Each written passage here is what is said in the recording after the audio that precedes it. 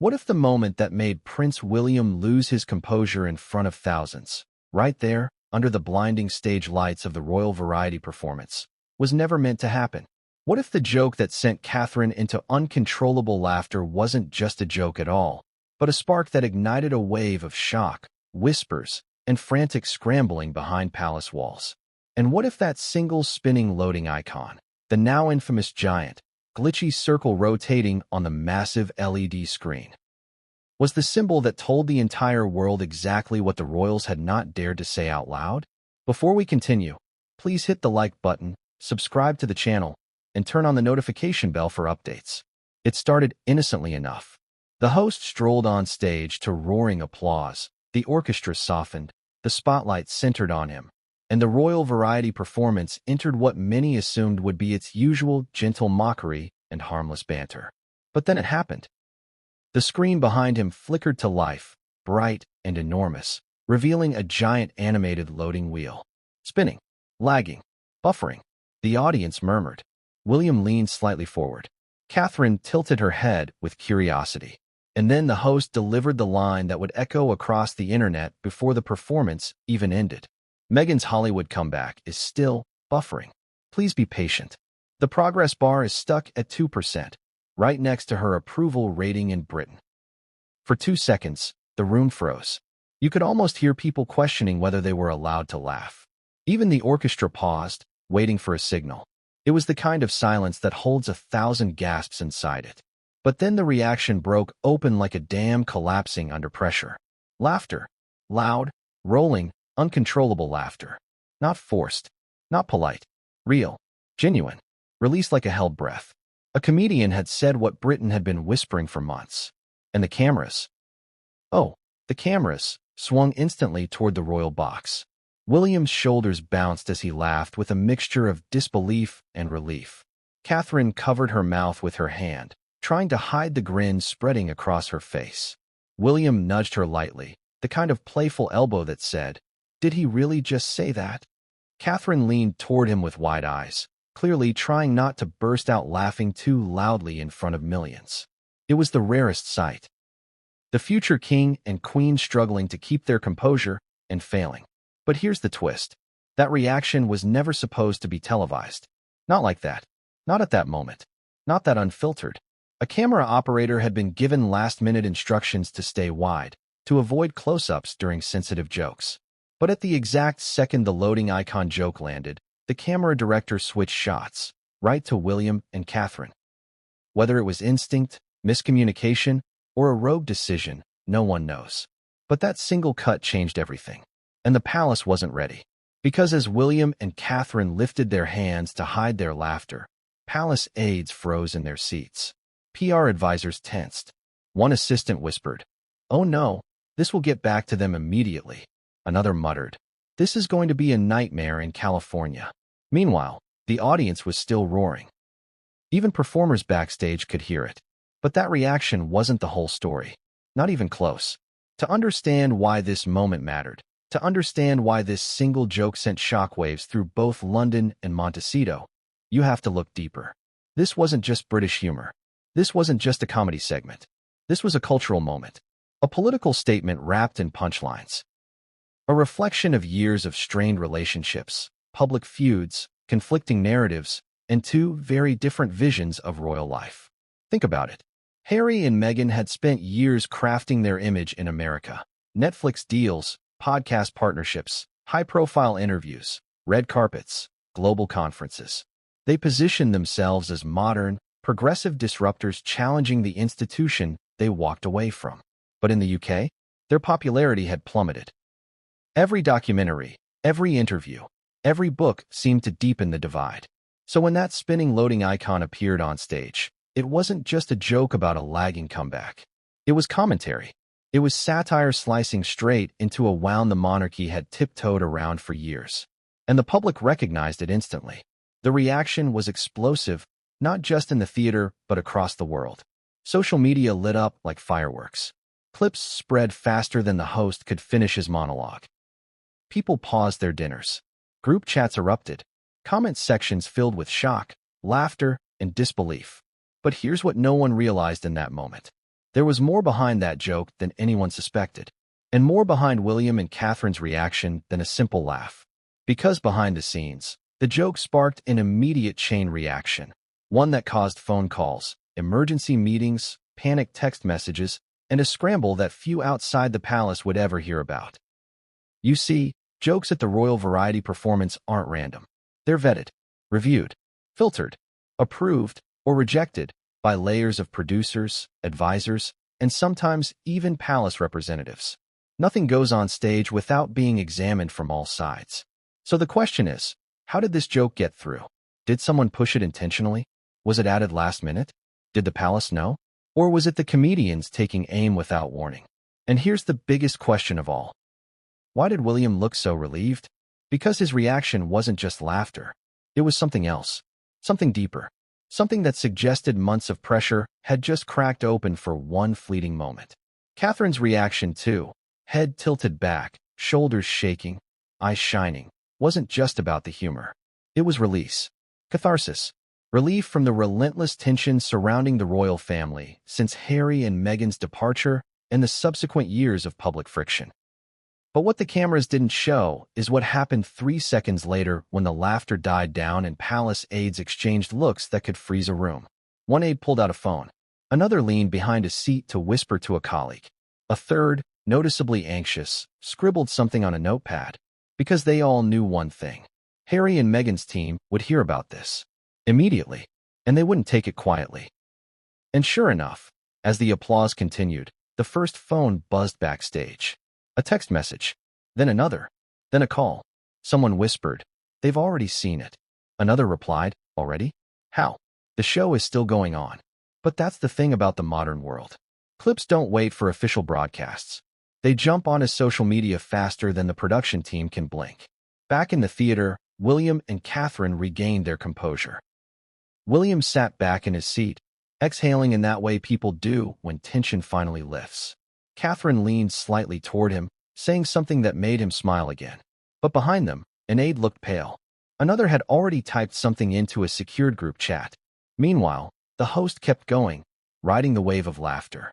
But his next few lines were softer, almost cautious, as if even he wasn't expecting the reaction he received. But what if I told you that the host's joke wasn't even the most shocking moment of the night?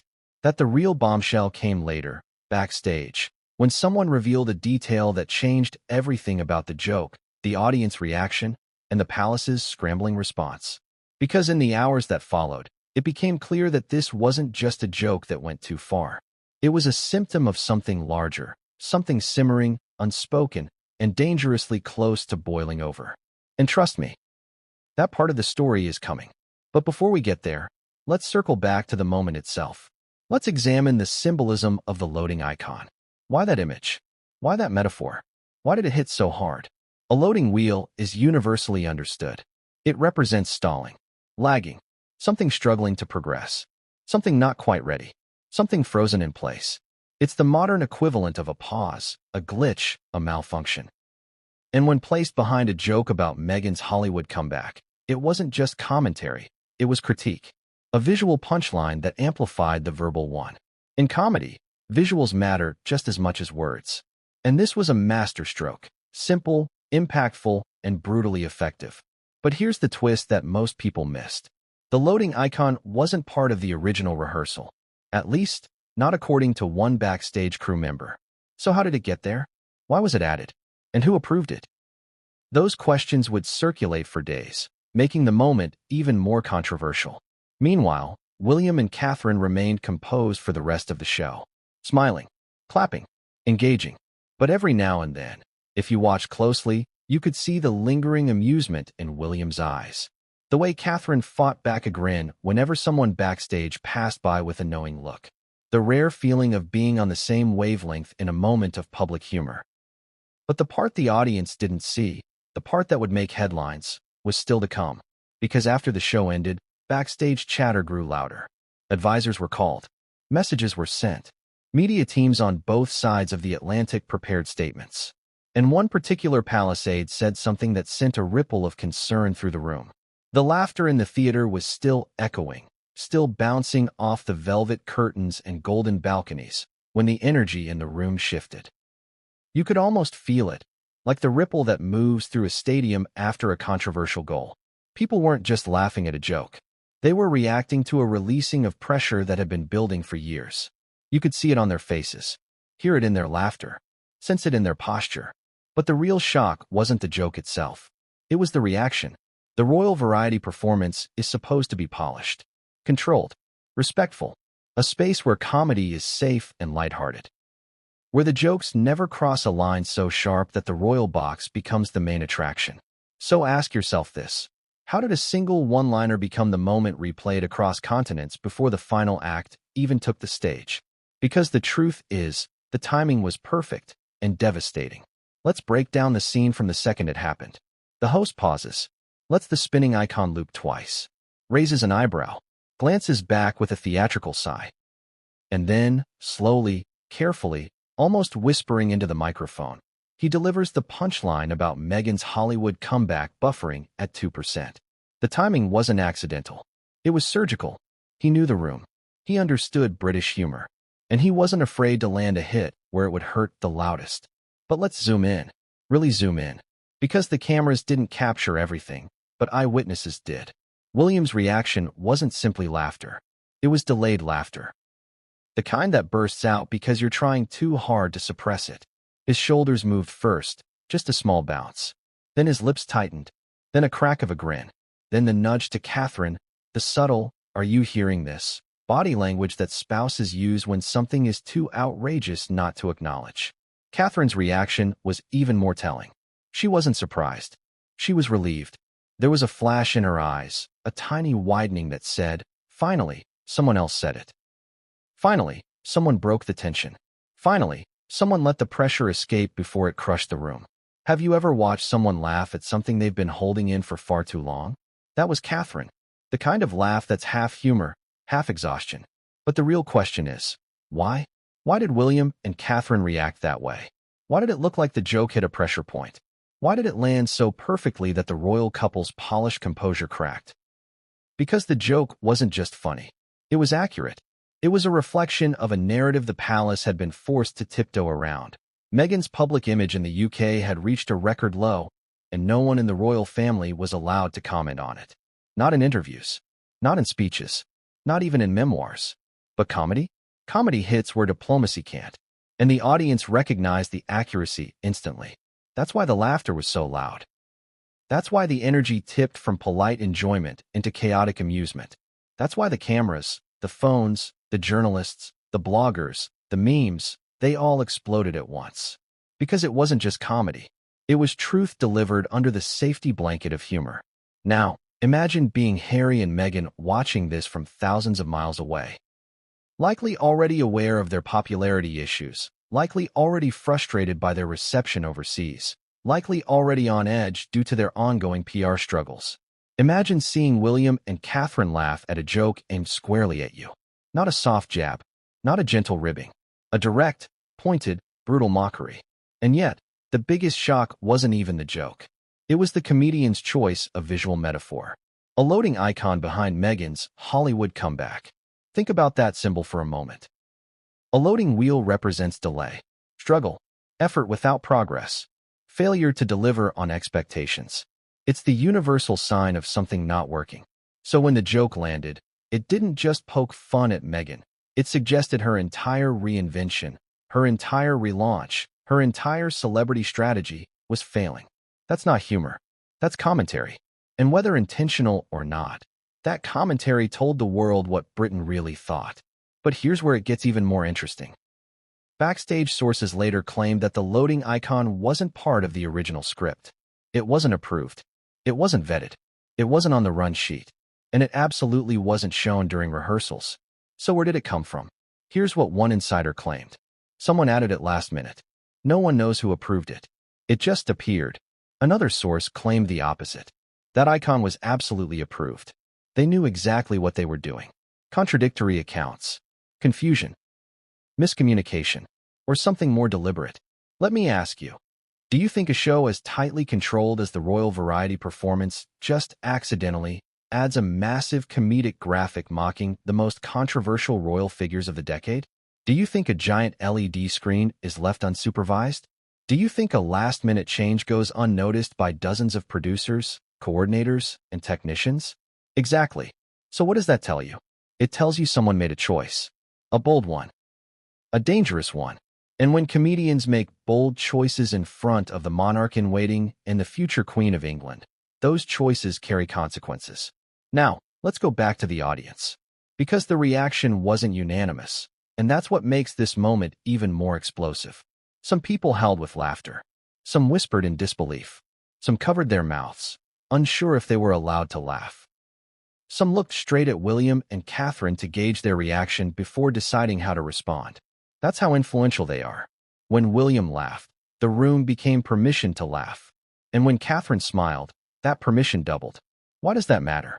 Because in the world of PR image crafting, optics are everything. Harry and Meghan's brand depends heavily on being framed sympathetically, being mocked publicly, opened up like that, with the royal family visibly amused. Undermines their entire narrative, especially because this wasn't a tabloid headline. This was the royal variety performance, an institution, a tradition, a national event watched by millions. Mockery at that level? It hits differently. Now let's step backstage again. While the audience was losing their minds, palace aides were already bracing. One aide, according to witnesses, clenched their jaw so tightly it looked painful. Another typed furiously into a phone. Another whispered, "This is going to be bad." Why bad? Because the palace knows how fast clips travel. And sure enough, before the audience had even finished laughing, someone in the mezzanine uploaded the moment to TikTok. Within 40 seconds, it was on Twitter. Within 2 minutes, it was on Reddit. Within 5 minutes, it was trending. The show wasn't even halfway done. This wasn't a joke heard around the world after the performance. It was heard around the world during the performance. Let's stop here and ask the audience a question. Why is this moment so important? Think about it. For years, Harry and Meghan positioned themselves as victims of the institution, as truth-tellers, as challengers, as the ones who escaped the royal machine. They claimed mental suffering, media persecution, and institutional coldness. They claimed they were silenced while others were protected. Their story was always us versus them. But this joke flipped the narrative. Because if the future king and queen can laugh, openly, freely, at mockery directed toward the Sussexes, it suggests the public has shifted. It suggests sympathy has shifted. It suggests the balance of power and public opinion is no longer in Meghan and Harry's favor. Do you see how dangerous that is for them? A joke can do more damage than an interview. Laughter can undo sympathy more quickly than a headline. And public mockery, especially when it lands, is a sign of cultural rejection. That's why this moment mattered. But the most important part? This joke wasn't planned to go viral. The host didn't expect global headlines. The comedians backstage didn't expect the palace to scramble. And William and Catherine definitely didn't expect the camera to cut to them at that moment. But what happened next changed everything. Because the joke didn't just spark laughter. It sparked outrage. In Montecito, in the palace, in the press, and in one corner of the theater. Right as the laughter began to fade, an aide leaned in toward another and whispered something that sent a chill through the air. We don't know the exact wording, but multiple sources reported a version of the same sentence. They're not going to let this go. This is going to blow up. And blow up it did. But before we get to the fallout, to the angry phone calls, to the frantic PR strategies, to the silence that spoke louder than statements, before all that, we need to unravel the host. Because the host of the royal variety performance didn't choose that joke at random. What if the comedian who delivered the most explosive joke of the night didn't stumble into controversy, but walked straight into it with purpose? The laughter was still dying down in the theater when the host gave a subtle half-smirk, the kind of expression comedians wear when they know they've done something big, something risky, something they might pretend was spontaneous, but absolutely wasn't. Because the truth is this. No comedian walks onto the royal variety performance stage without a plan. And certainly not a plan involving Harry and Meghan. So the question becomes, why that joke? Why that night? Why that audience? Let's rewind. Let's go back before the lights, the applause, and the viral explosion. Let's go back to the days, maybe even weeks, leading up to that performance. Because backstage whispers suggest something incredible. The host didn't just take a jab. He took aim, and the choice was personal. Let me ask you something. Have you ever noticed how comedians hide truth in humor? How they bury sharp observations inside punchlines? How they use laughter to say things no politician, public figure, or royal can? Tonight was one of those nights. The host wasn't improvising. He was settling something. And the people who knew him best saw it coming the moment he walked on stage. The host's history with royal humor. This was not his first time poking the bear. Years ago, during a televised charity event, the host made a light jab at Harry's party prince phase, something about Vegas, champagne, and a strategically placed billiard cue. The audience laughed. Harry laughed. It was harmless. But everything changed after Harry and Meghan left the UK. Suddenly, royal humor became politically radioactive. Too harsh, and the palace panics. Too soft, and the internet says you're protecting the crown. Too honest, and you risk getting blacklisted from royal events entirely. Yet this host kept pushing. He mocked Harry's memoir. He poked fun at Meghan's podcast. He tossed in a few digs about their Netflix deals. And every time, the jokes landed. Hard. But there was one moment, one interview, that seemed to shift something inside him. During a radio show last year, he joked about Meghan's acting comeback, comparing it to a reboot no one ordered. The host's co-presenter tried to move on, but the comedian doubled down, adding, "I get why she left the show. I just don't get why she keeps trying to rewrite it." People laughed. Others winced. But the lines were revealing. He wasn't joking purely for humor. He was commenting. And that commentary reached, well, you can guess who. A source later claimed Meghan's team took note. Another suggested the host received a message warning him to be careful. A third said the host was privately furious after being told his jokes were inappropriate. You see the pattern? This wasn't just comedy. It was friction. And friction has a habit of igniting at the worst possible moment. Which brings us back to the royal variety performance. The rehearsal mystery. Here's where things get strange. During the technical rehearsal, hours before William and Catherine arrived, several performers noticed that the large LED screen wasn't being used for comedic graphics. In fact, it displayed nothing but color bars and lighting cues. No loading icon. No animation. No buffering wheel. No joke setup. Absolutely nothing. One dancer later said, "I swear the screen was blank during rehearsal. Blank. Not a single graphic." Another technician claimed they saw a rehearsal script, and nowhere. Not in the margins, not in the props list, not in the tech notes. Was there any mention of a spinning wheel? So how did it appear in the live show? One crew member had a theory. It had to be added after the final run-through. You can't miss a giant animation like that. Someone loaded it in right before showtime. But who? A rebel technician? A bold producer? The comedian himself? It wouldn't be the first time a performer bypassed the official script. And here's the part no one expected. In the minutes before the show began, the host reportedly held a quiet conversation with one of the AV operators. They talked softly. They gestured toward the screen. The host smirked. The operator nodded. Coincidence? Or conspiracy? Now let's look at the motive. The host's real reason. Why Meghan? Why the Sussexes? Why a joke that risked offending two of the most scrutinized people in the world? Well, because controversy sells. But that's too simple. Let's go deeper. In stand-up circles, Harry and Meghan have become a kind of litmus test. Mocking them means you're bold. Avoiding them means you're cautious. Staying neutral means you're boring. And this host? He's not neutral. He's not cautious. He's certainly not boring. He thrives on moments that get people talking. And nothing gets people talking like a joke that goes exactly where everyone avoids. But there's something else, something personal. According to an insider from the host's writing team, Meghan's PR team allegedly declined a request for an interview with him last year, an interview he believed would have boosted ratings. He reportedly took the rejection poorly, calling the decision predictably PR sanitized. Months later, during an award ceremony, the host tried greeting a Hollywood executive known to work with Meghan. The executive brushed past him without acknowledgement. Perhaps he took that personally too. Or perhaps it was just the perfect storm of timing, comedic instinct, and a shifting cultural mood.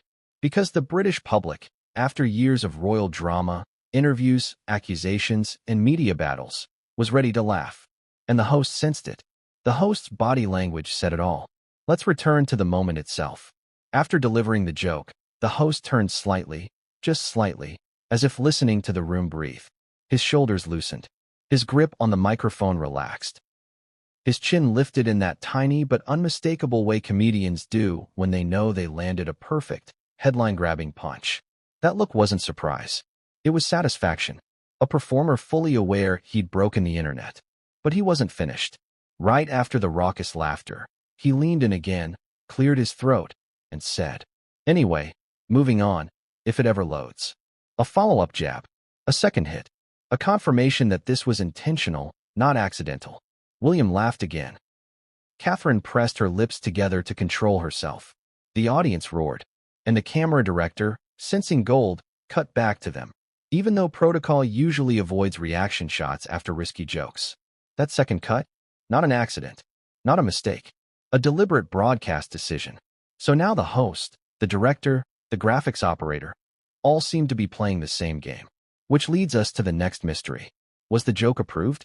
Officially, every joke must be submitted in advance. But unofficially?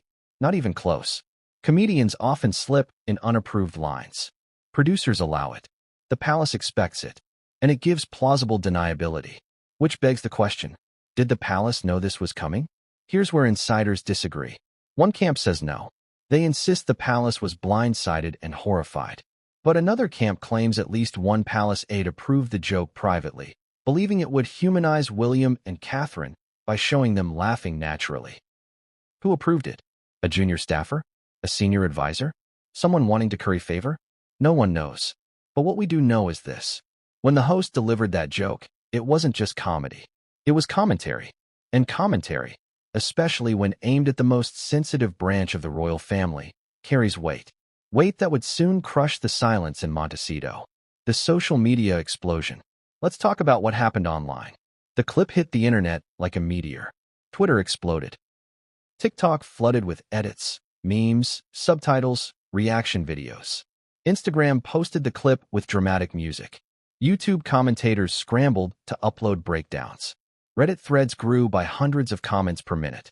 Within an hour, hashtags like hashtag royal variety, hashtag buffering at 2%, hashtag Meghan loading, hashtag royal laugh, hashtag William and Catherine, hashtag host went there, were trending worldwide. But here's the important part. Most reactions weren't just laughter. They were relief. Comments like, "Finally someone said it. This is exactly what Britain feels. That joke was savage but accurate. William's laugh made my week. Meghan's PR team is about to combust. This wasn't a joke being consumed. It was a joke being endorsed. And comedians love endorsements. But not all endorsements come without consequences. Because while millions were laughing, one group wasn't. Harry and Meghan's PR team. And if you know anything about their PR cycles, you know one thing. They don't ignore attacks. Especially not attacks that go viral. Especially not attacks that make William and Catherine look good. Especially not attacks that undermine their carefully crafted narrative. The phone call. Backstage, after his monologue ended, the host stepped into the wings to applause. A runner handed him a bottle of water. He nodded, smiled, wiped his forehead. Then his phone buzzed. He looked down, and according to an insider who stood nearby, the host froze. Another buzz. Another. Messages flooding in. Tweets tagging him. Producers messaging him. Agents messaging him. Journalists messaging him. Friends messaging him. And then, one message that allegedly made him swear under his breath. A message from someone connected to Montecito. No greeting. No humor. No emoji. Just, "We saw." And then, "This isn't over." But that was just the beginning. Because what came next didn't just escalate the situation. It turned the joke into a global incident. The host stared at the message. "We saw? This isn't over." But he wasn't the only one whose night was about to change. Because while phones buzzed backstage, the real story was playing out in the front of the theater. Right there in the royal box, where William and Catherine sat, trying to maintain poise after being broadcast to millions laughing at the most controversial joke of the evening. What the cameras caught was only the surface. What happened off-camera was something else entirely. Because when the laughter died down, when the orchestra resumed its soft score, when the host moved on to the next bit, William and Catherine exchanged a look. Not the polite, camera-friendly glance the public is used to. No, this was something sharper. Something layered. Something like, did we just become part of the headline? You could see it in their posture. William, who had leaned forward slightly during the joke, now leaned back. Arms subtly tensing, jaw tightening as he processed the moment. Catherine adjusted her dress, smoothed her hair back, and gave a small, composed smile to the person seated beside her. But that smile was thin, tight, almost rehearsed. Because off-camera reactions aren't about humor. They're about control. And for a moment, control slipped. Let's break it down. The silence after the laughter. Have you ever been in a room where everyone suddenly pretends nothing just happened? That was the air around William and Catherine. The laughter faded, replaced by a ripple of whispers. People seated near them exchanged glances, not accusing, not judgmental, just stunned. It wasn't the joke that shocked them. It was the reaction. Royals don't usually laugh at jokes aimed at other royals. Not publicly, not loudly, not in a way that could be isolated, clipped, replayed, or interpreted as taking sides. But tonight, William and Catherine couldn't help themselves. Years of tension had finally cracked. Yet relief comes with consequences. A woman in the row directly behind them described the moment. They laughed, and then they realized they had laughed. That's the thing about being royal. Even your natural reactions have to be filtered, edited, softened, restrained. And when a moment slips through the cracks, when your real feelings show, it creates a tidal wave. William took a breath. Long, deep. The kind of breath people take when they realize a private emotion has become public property. He turned slightly toward Catherine and whispered something. Witnesses say she nodded. But the nod wasn't playful. It was deliberate, thoughtful, concerned. A nod that said, yes, this will follow us. Catherine's body language said everything. Catherine is a master of subtle communication. Her entire public life has been built on nonverbal cues, soft smiles, gentle nods, poised stillness. Tonight, though, something slipped. After the joke, she placed her hand on her lap, fingers pressed together tightly. Her foot tapped once, then stopped. She inhaled slowly, eyes focusing on the stage, but not really watching. That's the look of someone thinking 3 steps ahead. Someone wondering how the tabloids would frame this. Someone wondering how the US press would spin it. Someone wondering how Harry would interpret it. Someone wondering how Meghan would weaponize it. And make no mistake, Catherine knows she will be blamed. Because any time the Sussexes face criticism, commentary, or mockery, someone online finds a way to accuse Catherine, whether she was involved or not. And Catherine knows that, which is why her smile faded quickly. She kept her posture perfect, but inside, she was bracing. The whispered reaction. The people closest to William and Catherine heard a whisper. It wasn't dramatic.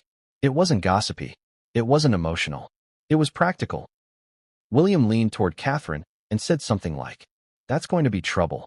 It's unclear whether he meant trouble for them, trouble for the comedian, or trouble for the Sussexes.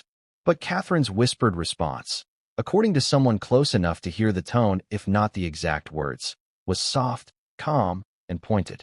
More like, it was bound to happen eventually. Think about that. Bound to happen. Eventually. Those 2 words tell you everything. They tell you the tension hasn't been just public. They tell you the palace expected a moment like this.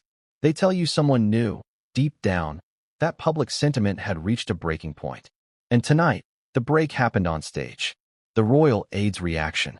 While William and Catherine tried to steady themselves, their aides were in panic mode. One aide scribbled something into a notepad. Another typed quickly on their phone. Another leaned over and whispered urgently to a colleague. You have to understand, palace aides are trained for crisis. They're trained for protocol violations, unexpected questions, slips of the tongue. But they aren't trained for moments when the future king and queen laugh, on camera, at a joke aimed at family members known for reacting swiftly and dramatically. And you know what aides fear most? Not the joke itself, but the interpretation of that joke. Because interpretations fuel narratives. Narratives fuel headlines. Headlines fuel international reactions. And international reactions fuel royal crises. One aide's expression reportedly shifted from amusement to dread the moment the camera cut to William and Catherine. Not when the joke was delivered. Not when the audience exploded. But when the broadcast showed the future monarchs laughing. Because that shot changed everything. Without that shot, it would have been a joke. With that shot, it became a statement. William's internal struggle. Now let's examine William. His laugh wasn't just amusement. It was layered. Here's what William has been carrying: the pressure of representing stability, the strain of public duty, the stress of managing a divided family, the emotional weight of watching Harry tear into the institution again and again. Every interview, every documentary, every podcast, every reveal, every accusation, William has carried it. Quietly, stoically, privately. But laughter? Laughter is honest. Laughter bypasses diplomacy. Laughter bypasses control. Laughter bypasses training. And William's laughter, caught on camera, was the first time in years the public saw him react to something involving Harry and Meghan, not with pain, not with defensiveness, but with exhaustion mixed with disbelief. Like someone saying, "I can't keep pretending this is normal." Because it isn't. And everyone knows it. The audience's reaction to William. When the camera cut to William, the theater reacted. Not with shock, but with a kind of collective inhale. Like people witnessing something rare. Something human. People expected William to sit stone-faced, to keep the royal mask on, to maintain perfect decorum. But he didn't. He laughed like a man who had reached the end of his rope. He laughed like someone who finally felt seen. He laughed like someone who finally had emotional permission to crack. And the audience understood. Some said it felt like a release for the entire nation. Because when the public has been frustrated by royal drama for years, seeing the future king laugh at the absurdity felt relatable. But relatability can also breed danger. The after effect. When the next performer came on stage, William and Catherine clapped politely, smiled, nodded, but the energy around them had changed. They weren't just spectators anymore. They were symbols. Symbols of a divide. Symbols of cultural sentiment. Symbols of public exhaustion. And the moment wasn't done haunting them. During an intermission pause, a guest whispered, "That's going to be everywhere tomorrow." Catherine exhaled softly. William nodded once. Not in defeat, more in resignation. They knew. And yet, beneath the concern, there was something else in William's face. Something people close to him recognized instantly. Relief. A quiet, subtle, almost invisible relief. Why? Because for once, the joke didn't target him. For once, the pressure wasn't on his shoulders. For once, the public laughed with him, not at him. Do you see the contradiction? He was worried. And he was relieved. He was tense. And he was amused. He knew consequences were coming. But he also knew the moment was overdue. That's what makes this section so fascinating. The moment that changed everything. Near the end of the show, while performers shuffled backstage and aides whispered into phones, someone approached William. An aide. Pale. Concerned. Holding a phone. They whispered something to him. Something that made William's expression freeze. Catherine turned. Leaned in. Listened. Her eyes widened. A nearby guest overheard 3 words. They already responded. That's right. Harry and Meghan had already reacted. Before the show ended. Before William and Catherine left the theater. Before the press wrote a single headline. Real-time reaction. Real-time shock. Real-time anger. And that message? It was just the beginning. Because what they said privately was nothing compared to what would leak next. But what came after William heard that news would change the tone of the entire evening and spark the next wave of fallout. What happens when the joke of the year lands in front of the future king and queen, and the palace realizes the fallout has already begun before the show even ends? Let's pick up directly from the last cliffhanger. The moment William heard the whispered update, they already responded. His expression shifted. Just a fraction. Just enough that Catherine, always attuned to him, reacted instantly. Her posture straightened. Her eyes sharpened. And in that tiny movement, you could see the unspoken truth. The joke wasn't the problem anymore. The reaction was. Because if Harry and Meghan responded that fast, they weren't reacting as a slighted family member. They were reacting as a brand under attack. And that's when the palace staff began to panic. This wasn't normal. This wasn't expected. This wasn't handle tomorrow morning. This was handle it now. And nothing terrifies the palace communications team like real-time crisis. The first wave of panic.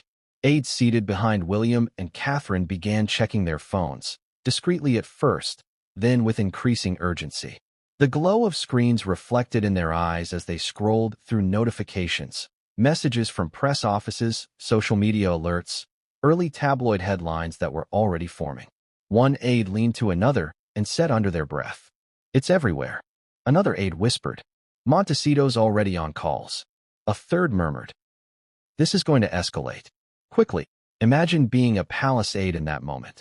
You're seated in a heavily televised event, stuck in a row, unable to leave, unable to speak openly, unable to begin damage control. You're trapped, watching the situation grow worse with every passing second. Outside, the audience was laughing at a new joke from a new performer. Inside the palace's inner circle, adrenaline was rising like a fast-moving tide. Because for the palace, the danger wasn't the joke.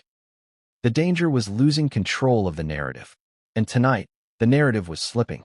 The group chat goes into overdrive.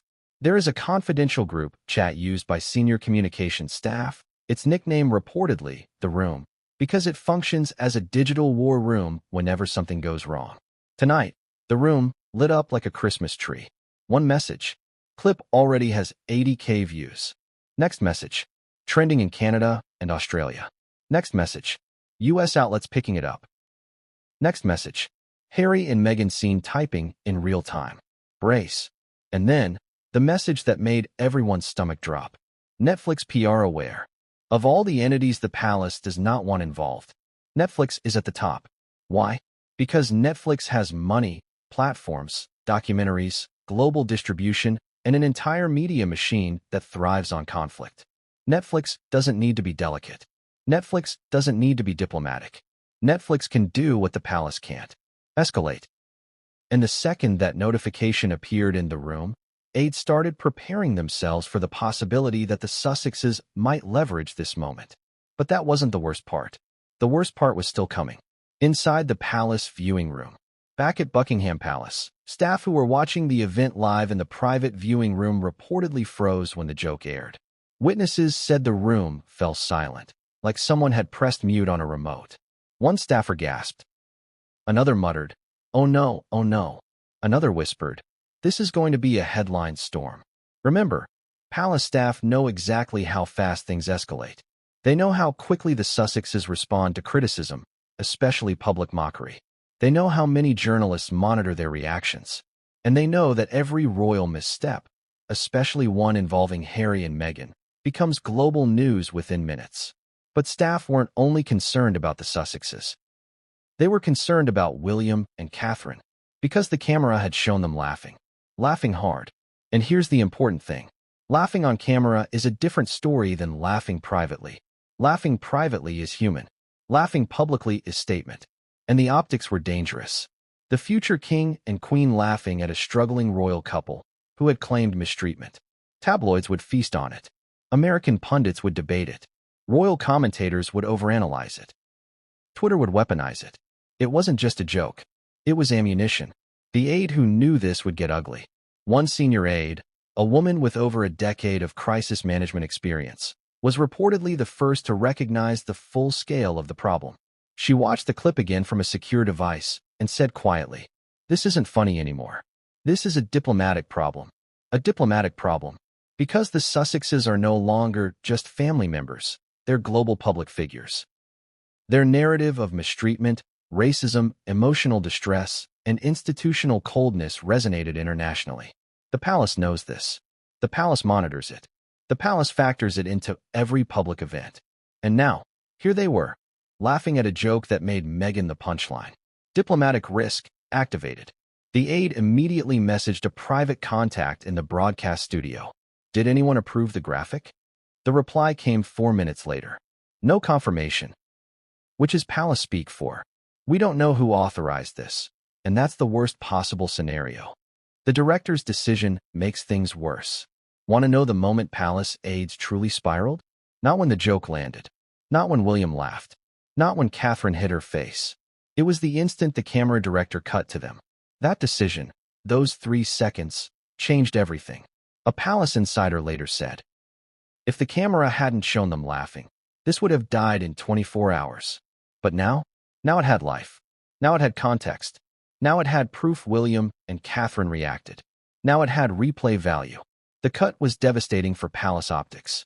Because Harry and Meghan have always claimed the palace used the press against them. That they were left unprotected. that William and Catherine got favorable coverage while they were hung out to dry. Seeing William laugh on national television? That gave fuel to those claims. And Palisades knew it. The strategy discussion begins. During a musical performance, one aide quietly excused themselves and moved toward the back exit of the royal box, pretending to adjust something on a sleeve, but actually sending a secure message. Prepare lines for potential statement. Tone, neutral. Emphasize respect for all family members. Another aide typed, advise no comment unless Sussexes escalate first. A third wrote, draft optional talking points for press queries. This is what crisis mode looks like. The palace doesn't act when something happens. The palace acts when something might happen. And tonight, everything might. The meeting request. A message came through the room midway through the second half of the show. King informed. Another request. Early morning briefing with senior advisors. That's right, Charles was told. And when Charles is told something during a major event, it means one thing. This is officially a royal crisis. Not a PR inconvenience. Not a tabloid rumor. A crisis. The tense exchange behind the curtain. Backstage, a palace aide approached William discreetly during a short transition between performances. Catherine took a sip of water. William leaned slightly back, trying not to appear overly engaged. The aide whispered, Sir, there are developments. William nodded, tensed, waited. The aide continued. Early indicators suggest the clip may provoke a response. Team recommends minimizing visible reaction for the remainder of the program. Translation, no more laughing. And right there, William's expression shifted again, not entirely, but enough. His jaw hardened. His shoulders lifted. His eyes became colder. He knew this wasn't about fun anymore. It was about damage control. The contradiction within William. And yet, even as the palace panicked, even as crisis unfolded, even as aides scrambled, William felt something surprising. Relief. Because for once, the pressure wasn't on him. For once, he wasn't the target of mockery. For once, someone else was absorbing the shock. This contradiction, relief and dread intertwined, is what made his reaction so human. The palace wanted control. William wanted honesty. And tonight, honesty slipped out. The question no one wanted to ask. During the intermission, a junior aide quietly asked her supervisor a question that sent a chill through the team. What if this pushes Harry further away? Silence. Because the truth is, Harry was already far, and Meghan was even farther. But a public moment like this, caught on broadcast, laughed at by the future king and queen, mocked through a visual metaphor, this could be interpreted as betrayal, not familial disagreement. Betrayal, the worst message of the night. Just before the final act, another message hit the staff phones. This one was the most concerning of all. U.S. media preparing angle. William mocks Meghan. That was the headline they feared. That was the headline they dreaded. That was the headline they couldn't control. And that was the headline they knew would enrage the Sussexes. The Exodus. When the performance finally ended, William and Catherine rose gracefully. They thanked performers, hosts, and organizers. They smiled for cameras. They performed the motions flawlessly. But their aides? They disappeared into the theater wings like ghosts. Phones pressed to ears. Voices low and urgent. Faces pale. Because they had one task. Contain the narrative before it consumed the monarchy. But containment wasn't going to be easy. Because while the palace scrambled, while aides panicked, while staff strategized, something else was happening across the ocean. Harry and Meghan weren't angry. They were furious. And their response? It wasn't subtle. It wasn't quiet. And it wasn't diplomatic. It was the spark that turned a joke into an international firestorm. The palace aides were panicking inside the Royal Variety Performance Auditorium, but they weren't the only ones.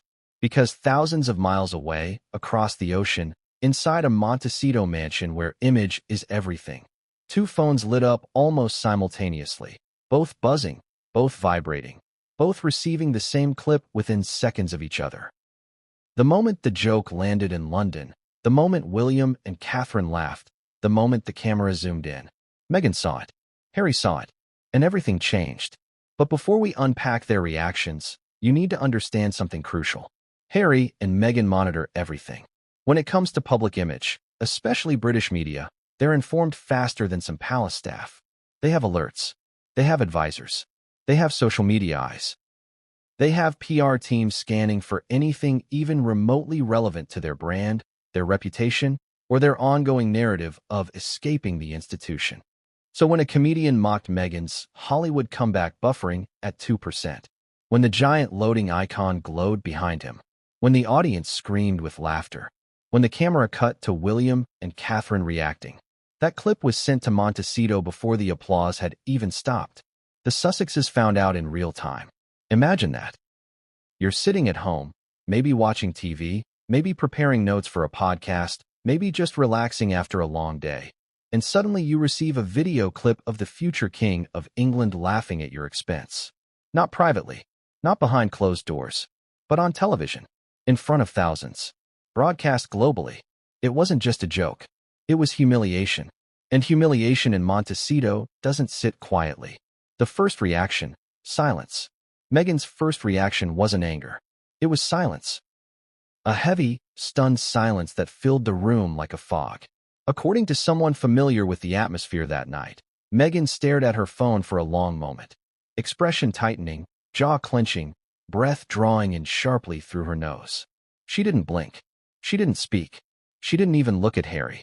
She just watched the clip again, and again, and again, because there's something about public mockery that hits different. Especially for someone who has spent years carefully crafting her image, her brand, her story.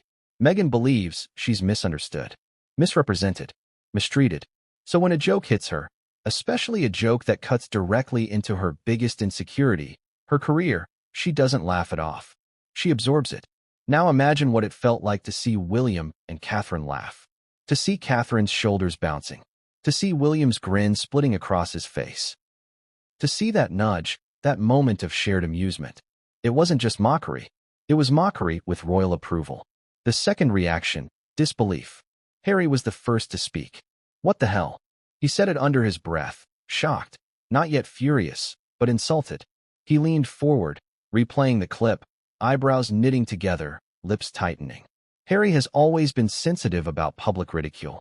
And this? This hit the one place he is most vulnerable. Being mocked by the people he once lived with, trained with, trusted, and defended. Harry's disbelief quickly turned into something else. Betrayal. Because whether he admits it or not, some part of him still expects William to defend him, or at least not publicly laugh at his wife's expense. Seeing his brother laugh didn't just sting. It cut. And that cut went straight through whatever remained of their fragile relationship. The third reaction, anger. Minutes after disbelief came the inevitable. Meghan finally spoke, her voice cold, controlled, sharp. They think this is funny. Harry didn't answer. She stood, pacing. Meghan paces when she's angry. She paces when she's strategizing. She paces when she wants to contain what she's really thinking. She paced that night. And with every step, her anger tightened. They allowed this, she said. Not they laughed at this. Allowed. Because to Meghan, nothing in the royal family happens accidentally. Nothing is unapproved. Nothing is harmless. Everything, in her view, is political.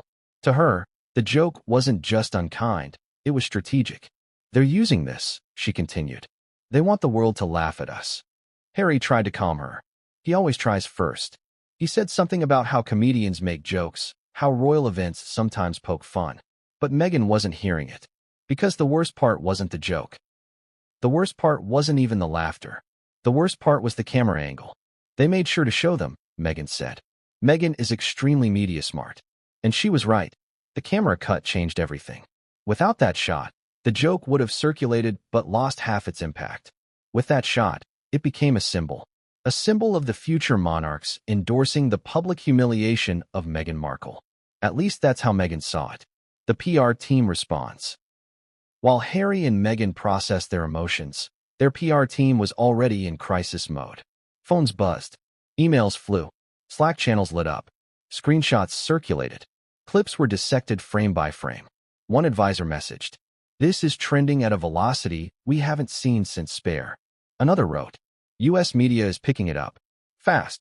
A third warned, "Fox, CNN, MSNBC, all preparing segments." And then the big one. "Netflix wants to discuss." That was when Meghan stopped pacing. Netflix wanting to discuss something means content. Content means framing. Framing means narrative control. Narrative control means opportunity. But Harry didn't see it that way. For him, this wasn't PR. This was his brother. The personal crack in Harry. Harry watched the clip again. William laughing. Catherine laughing. He stared at his phone, his knuckles whitening. This wasn't just a joke aimed at Meghan. This wasn't just a jab at her Hollywood comeback. To Harry, this was proof that William sided with the institution, not him. And that hurt. Because despite everything, despite the interviews, the book, the documentaries, Harry still carries a wound that never healed. He lost his brother. And tonight was another reminder.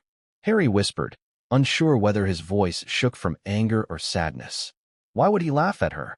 Meghan answered, because he always has. The decision point. Now comes the moment that changed the night. The Sussexes had to decide how to respond. Silence would look weak. An interview would look petty. A statement would look defensive. A tweet would look emotional. A leak would look strategic. They needed something else. Something controlled. Something indirect. Something subtle enough to deny, but sharp enough to sting. And then Meghan said the sentence that froze her team in place. We're not letting them get away with this. It wasn't shouted. It wasn't emotional. It was decisive. Calculated. Cold. That's when the aide handling global press coordination asked quietly, what approach do you want? Meghan turned, eyes narrowing. We control the narrative. Immediately. The first move. Within 15 minutes, the Sussexes media team prepared what they call a soft counterstrike. It's not a statement. It's not a complaint. It's not a post. It's quieter, smarter, used when they want to influence without showing their hand. They contacted friendly journalists, influencers, commentators, podcasters, advocates, sympathetic media voices. Not to attack, not yet, but to raise concern. Messages like unfair joke, targeted harassment, bullying disguised as comedy, royal family condoning public shaming. Seated into the right hands, these messages grow. That's how the Sussexes operate. And tonight, they needed momentum. The second move. Meghan turned to Harry. We're saying something. Not now. Not tonight. But we will respond. Harry didn't argue. Because tonight, something inside him cracked too. Not outrage. Not fury. But fatigue. How many times can he feel betrayed before it stops feeling like a surprise? But then, the message. Remember the message that the host received backstage? We saw. This isn't over. That wasn't the only message sent. Because at nearly the exact same moment, a message was sent to someone in the palace. Those words were leaked by a source who did not reveal the sender, but claimed it came from someone close to the Sussexes' inner circle. The message said, they're escalating. We will respond. William received the update moments later. And that's where everything truly spiraled. Because after that message, palace aides realized something. This wasn't going to fade. This wasn't going to quiet down. This wasn't going to disappear by morning. It was war, soft power war, PR war, narrative war. The Sussexes weren't just angry. They were mobilizing. And the palace was already behind. But the next chapter is where the real firestorm begins. Because once the Sussexes decided to retaliate, the media avalanche that followed blindsided both sides. And nothing, absolutely nothing, could stop what came next. The message had been sent. The Sussexes were mobilizing. And now the palace knew the truth. This wasn't going to be a slow-burning scandal. This was going to be a firestorm. And the first sparks were already in the air. Because as Meghan paced in Montecito and Harry replayed the clip in disbelief, their PR team wasn't just reacting. They were calculating. They were drafting. They were structuring a narrative that positioned the Sussexes as victims of public humiliation, endorsed by the royal family. Meanwhile, across the ocean, the palace's communications staff were scrambling to do the opposite, protect William and Catherine from looking petty, vindictive, or cruel. Two sides of the same family. Two narratives. Two machines. One joke. And now, everything was spiraling. The Sussexes' war room. While most people imagine PR teams as cool, polished professionals sipping matcha and writing press releases, the truth during a crisis is far more chaotic. That night in Montecito, it looked like scenes from a tech startup during a server crash.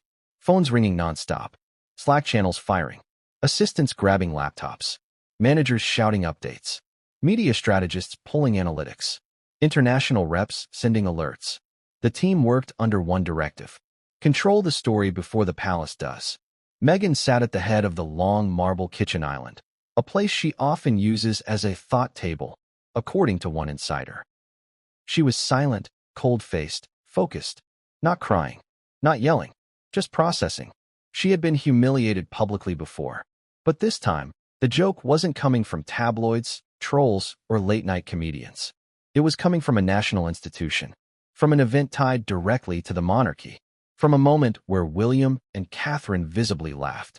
Her brand wasn't just bruised. It was mocked. And Meghan does not tolerate mockery. "Who posted the clip first?" she asked. Her aide replied, "Someone in the audience. TikTok. It's already at 500,000 views." Another voice chimed in. "William and Catherine are in the trending thumbnail." That was the real issue. It wasn't the joke. It was that the future king and queen became the face of the joke. Meghan looked at Harry. "They let it happen," she said. Harry didn't deny it. He couldn't. The evidence was right there on the phone screen. The palace's nightmare begins. Back in London, while performers sang and dancers twirled under glittering lights, the palace's most seasoned communications advisors were stepping into corridors, slipping into private alcoves, and whispering nervously into secure phones. It started with a single, devastating sentence. U.S. outlets picked it up. Then another. Some are framing it as royal couple laughs at Meghan's failure. Then the worst. One